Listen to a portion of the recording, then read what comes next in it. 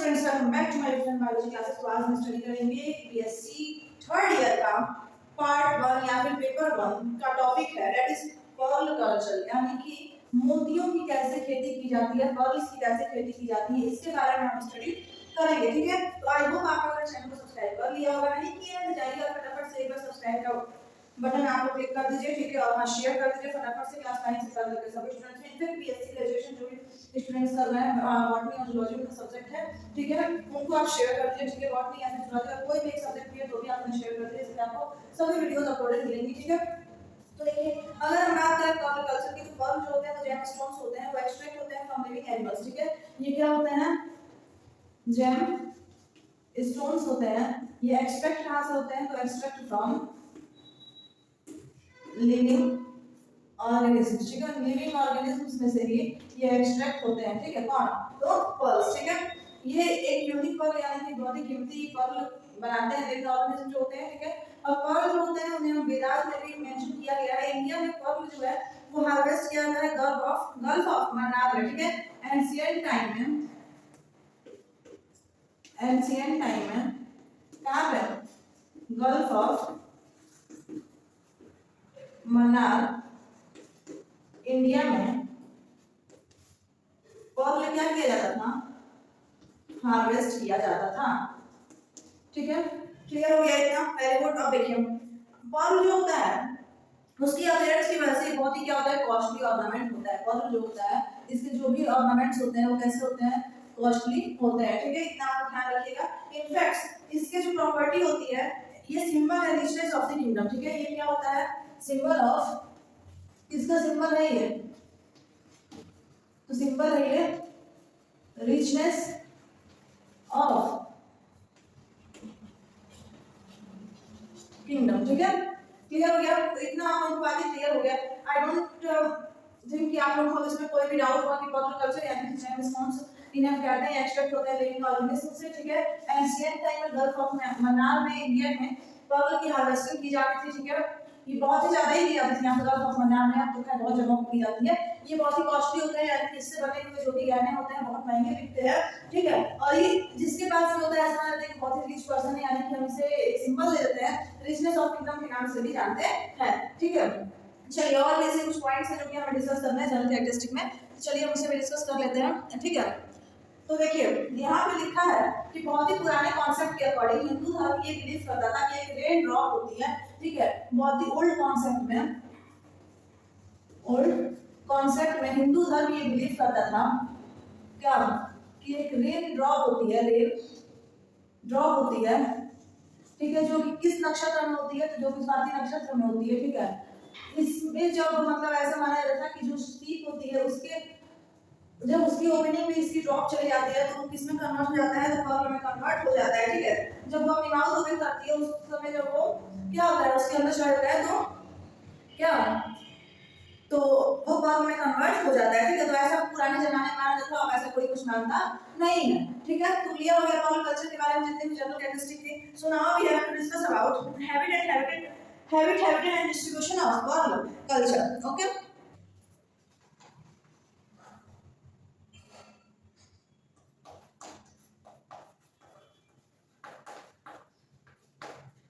habitat and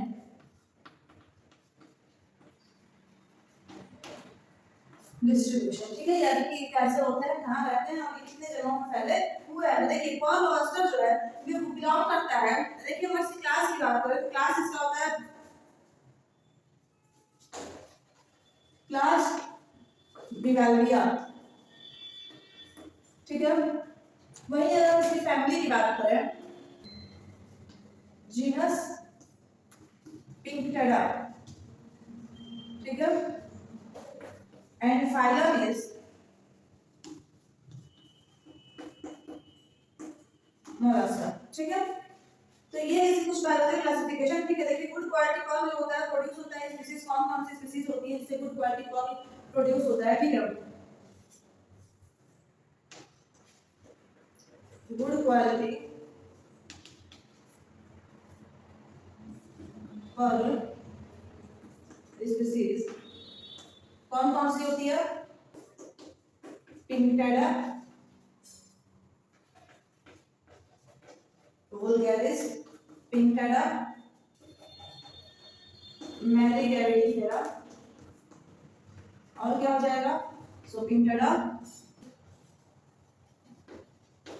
चैरिडजी, पिंक्टेडा, एनामियोइडेस and पिंक्टेडा एट्रोपुरपुरिया।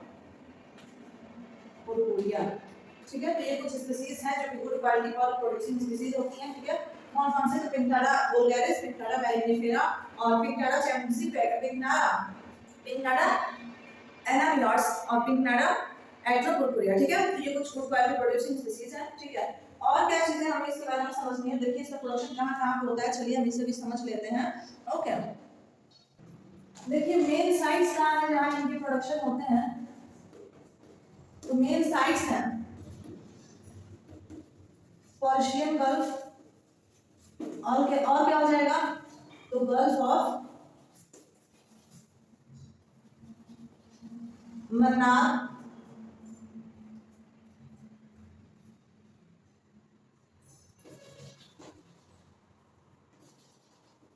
सुलूसी कहाँ है? तो near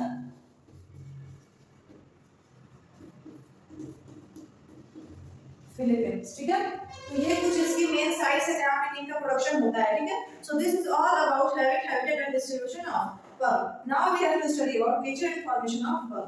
Next topic is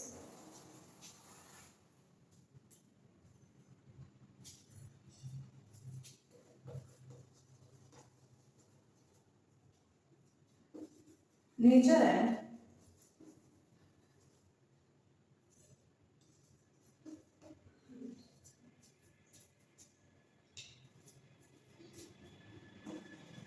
formation of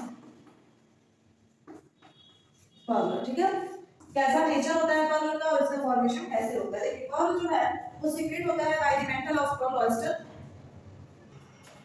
secreted by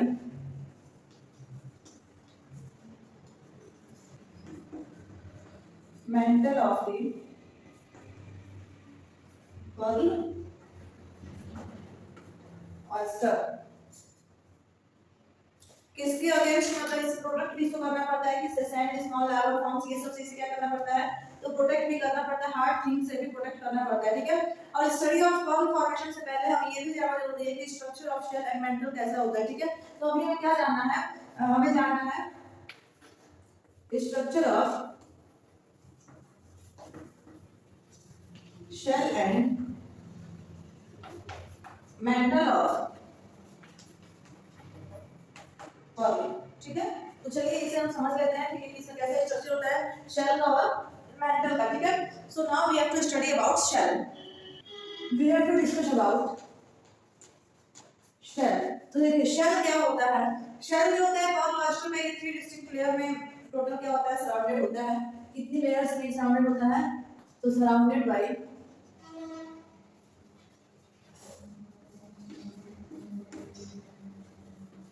3 layers.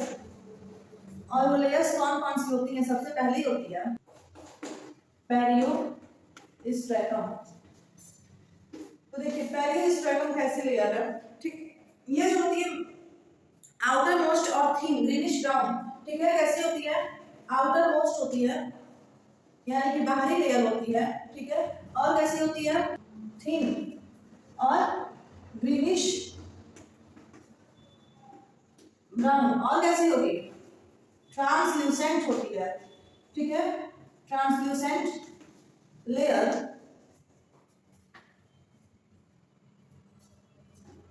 किससे बनी होती है? तो मेड अप ऑफ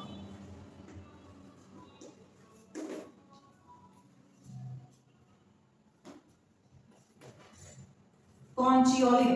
किससे बनी जाती है? तो कॉन्चियोलिन से बनी जाती है, जो कि एक ऑर्गेनिक सब्सटेंस है। ठीक है, और ये जो होता है ना कॉन्चियोलिन जो है ये किससे सीक्रेट होता है? तो secreted by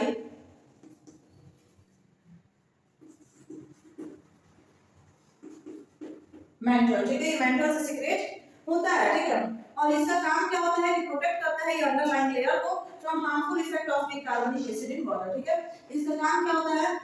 protect the underline air layer from इससे तो हार्मफुल इफेक्ट ऑफ वीक कार्बनिक एसिड इन वेयर वाटर। ठीक है, तो समझ में आई फर्स्ट लेयर दैट इज पेरिस्टोकम क्या है, समझ में आ गया। अब हम पढ़ना है second layer that is peristomatic layer. तो देखिए पेरिस्टमैटिक लेयर क्या होती है, चलिए हम इसके बारे में भी स्टडी कर लेते हैं। सेकंड है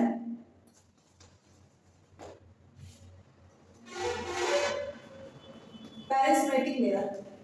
ये कैसी लेयर होती है, इसका क्या वर्क होता है, चलिए हम इसे समझ लेते हैं। ठीक है, ये मिडिल लेयर होती है, ये भी मेंटल से सीक्रेट होती है। ठीक है, ये मनी किस चीज से होती है, देखिए क्या होती है, मिडिल लेयर होती है। सीक्रेट किससे होती है, तो सीक्रेट होती है मेंटल से, और ये made up of minute crystals of calcium carbonate. ठीक है, ये मेड अप ऑफ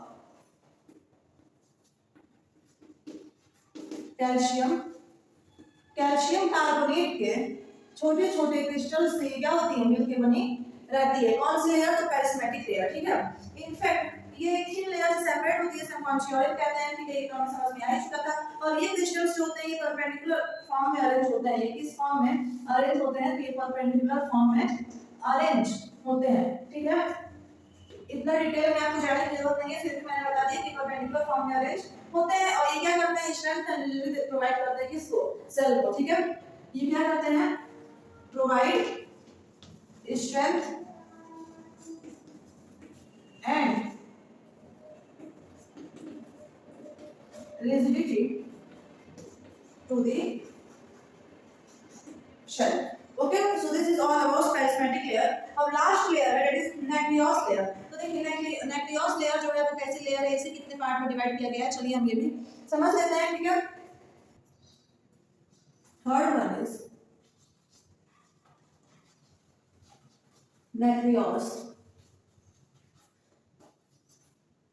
लेयर। देखिए nucleus लेयर क्या है, ये कैसी होती है और ये क्या काम करती है, कितने पार्ट में डिवाइड होती है, तो इनर मोस्ट लेयर होती है। ठीक है, जो कि रिस्पांसिबल होती है फॉर्मेशन ऑफ पर्ल के लिए। ठीक है, देखिए ये कैसी लेयर होती है, तो ये इनर मोस्ट लेयर होती है। ठीक है, रिस्पांसिबल किस चीज के लिए होती है, responsible for the formation of pearl. ठीक है, ये पर्ल के फॉर्मेशन के लिए रिस्पांसिबल होती है। ठीक है, इसलिए हम इसे एक और नाम से जानते हैं, called as mother of pearl. Pearl की मदर के नाम से भी हम इस लेयर को जानते हैं। कौन सी लेयर को, nucleus लेयर को। ठीक है, समझ में आ गया इतना। अब देखिए इसमें कैल्शियम कार्बोनेट और कॉन्शियोलिन प्रेजेंट रहता है। अल्टरनेट अमाउंट में इसमें क्या प्रेजेंट रहता है, कैल्शियम कार्बोनेट एंड कॉन्शियोलिन। ठीक है, समझ में आया। ये जो होती है ये मेंटल, अगर हम बात करें कि इतना तो समझ में आ गया ना, ये मेंटल से सीक्रेट होती है और इसका काम क्या होता है, protect surface from harmful effect of foreign particles. ठीक है, इसका काम क्या होता है, तो protect surface from harmful effect of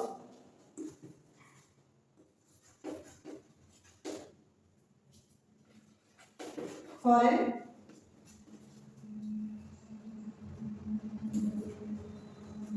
particles। ठीक है, तो शेल के बारे में तो क्लियर हो गया। अब हमें स्टडी करना है मेंटल के बारे में। मेंटल क्या है और ये कितने पार्ट में मेंटल डिवाइड किया गया है। ठीक है, तो चलिए हम समझ लेते हैं मेंटल के बारे में।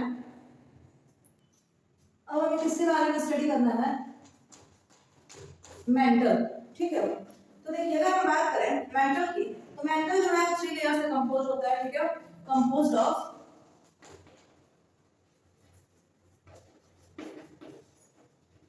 3 लेयर्स। कौन कौन सी 3 लेयर से कंपोज होता है मेंटल, तो इनके हमें सिर्फ नाम जानने हैं। ठीक है, देखिए फर्स्ट होता है कॉलिनर इपिथेलियम, इसके बारे में डिटेल हम पढ़ेंगे इससे हायर क्लासेस में, यानी कि एमएससी वगैरह में जब आप मास्टर्स करेंगे तब आप इसके बारे में और भी डिटेल स्टडी करेंगे, ठीक है। फर्स्ट क्या था, columnar epithelium, second one is connective tissue layer, connective tissue layer, third one is ciliated epithelium. So this is all the three layers, ठीक है, जिससे क्या होता है मेंटल कंपोस्ट होता है, ठीक है। जो केमिकल कंपोजिशन होता है ना पर्ल में, देखिए अगर हम बात करें मेंटल कितने लेयर्स होते हैं, क्या किसी कंपोज लेयर समझ में आ गया। अगर हम बात करें केमिकल कंपोजिशन में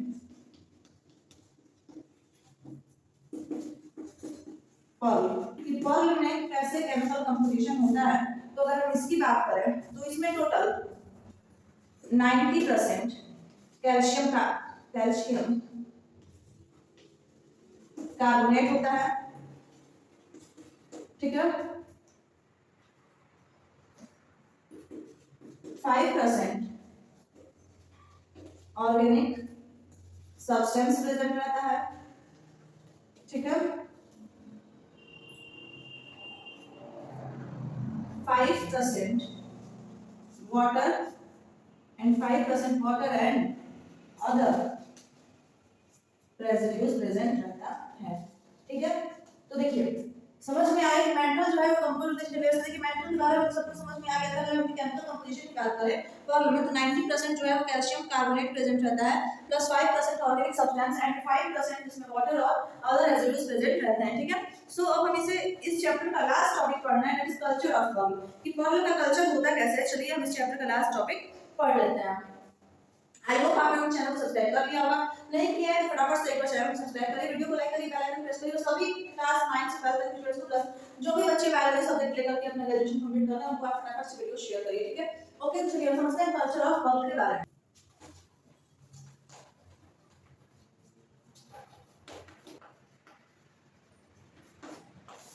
देखिए अब हमें स्टडी करना है कल्चर ऑफ पर्ल के बारे में, ठीक है। तो देखिए जापान में ये चीजें डेवलप किया गया इस टेक्निक को, किसी कल्चर ऑफ पर्ल ऑयस्टर और obtaining pearl out of them, ठीक है।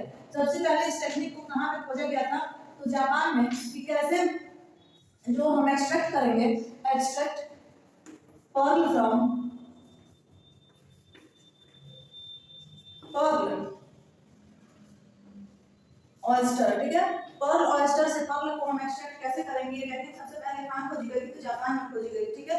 और इस मेथड में fine quality and similar to that natural, देखिए नेचुरल क्वालिटी से ही हम इसमें पर्ल को क्या करते थे, एक्सट्रैक्ट करते थे। नेचुरल फॉर्म में पर्ल को क्या किया जाता था, एक्सट्रैक्ट किया जाता था, ठीक है। जो बेसिक मेथड है पर्ल कल्चर का, अगर हम बात करें basic method of pearl culture, basic method of pearl culture की, तो देखिए सबसे बेसिक क्या मेथड है पर्ल कल्चर का, तो ये होता है कि introduce some foreign particle between mantle and shell, ठीक है। क्या करना रहता है, तो इंट्रोड्यूस करना रहता है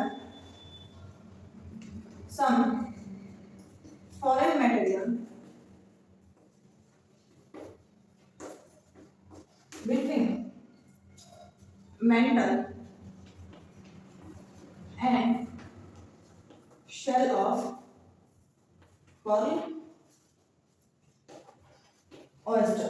पर्ल ऑयस्टर के मेंटल और शेल से, शेल में कोई भी फॉरेन मटेरियल को इंट्रोड्यूस कराना होता है, ठीक है। इसके बाद की प्रोसेस क्या होती है कि जिसकी इरिटेशन की वजह से जो नैकस लेयर है वो क्या होगी, फट जाएगी और फॉरेन पार्टिकल्स जो हैं वो अपने टाइम पे क्या कर देंगे, पर्ल का फॉर्मेशन कर देंगे, ठीक है। तो कल्चर ऑफ पर्ल भी हमें समझ में आ गया, कोई डाउट नहीं है। अगर आपको कोई डाउट है तो आप लोग कमेंट कर दीजिएगा, आप लोगों का डाउट 100% क्लियर किया जाएगा, ठीक है। कोई डाउट है तो कमेंट करिए, अदरवाइज चैनल को सब्सक्राइब करिए, वीडियो को लाइक करिए, बेल आइकन प्रेस करिए। फिर हम मिलेंगे अपने नेक्स्ट वीडियो में किसी कल्चर टॉपिक के साथ, ठीक है। पीछे के सभी वीडियोस अपलोडेड आप लोग चेकआउट कर सकते हैं चैनल पे। Okay, thank you.